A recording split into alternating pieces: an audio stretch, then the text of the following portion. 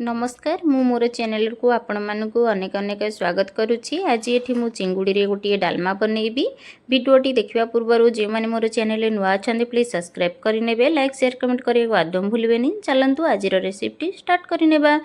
प्रथम ये आम गोटे हांडी देदेबा से पानी देदेबा। पानी फुटीगले से डाली को देदेबा। ये मुझे हरड़ डाली नहीं आपण मैंने चाहिए मुग डाली भी ऐड करेंगे। डाली आम टे गरम है से डाली को दे सारापर से भल बास्ना आसापी अदा कंचा लंका छेचा देदेबा। डालचीनी तेजपत्र खंडे देदेबा। स्वाद अनुसार लुण आ हल्दी टिके देकी आम फुटा को छाड़देबा। एमती फुटीगला से आम टमाटो को छोट छोट करके देदेबा।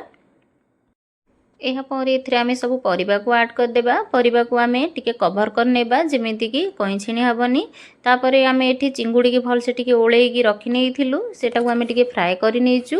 तापर डालमा सीझी गलानी ये आमर ये अल्प तेल देदेबा। तापर पंचफुटण देदेबा से डालचीनी खंडे देदेबा।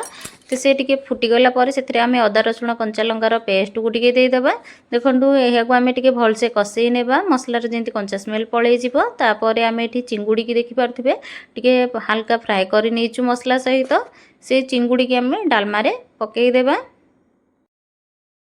ये आमर मसला भी एकदम प्रस्तुत हो सारा। तापर आम डालमा यही सब को देदेबा। देकी आम 2 मिनिट ताको छाड़देबा भलसे फुटाई। ये आम हल्का टिके तेजपत्र देते आउ ए आम धनिया पत्र टिके देदेबा। देखिपे केते सुंदर भाव आमर डालमा प्रस्तुत हो सारा। आउ यह खावाई जी टेस्ट लगुच बास्ना भी बहुत ही बढ़िया।